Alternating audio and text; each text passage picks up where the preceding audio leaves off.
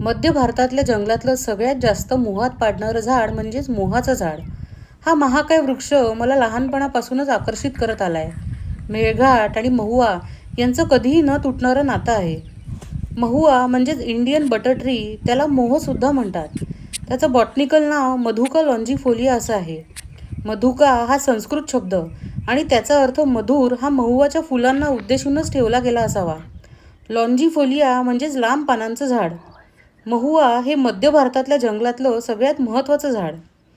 महुआला February ते एप्रिलमध्ये फुलं येतात. गोड चवीची ही गुलाबी फुलं रात्री उमलतात आणि सकाळी त्यांचा सडा जमिनीवर पडलेला असतो.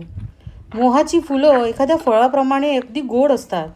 उन्हामुळे फुलातील साखर कॅरमलाइज होते आणि त्यांचा रंग आणखीन गडद होतो. ही फुलं खाण्यासाठी जंगलातले पशुपक्षी आतुर असतात. अस्वल, हरिण, हत्ती, वानरं, वटवाघुळं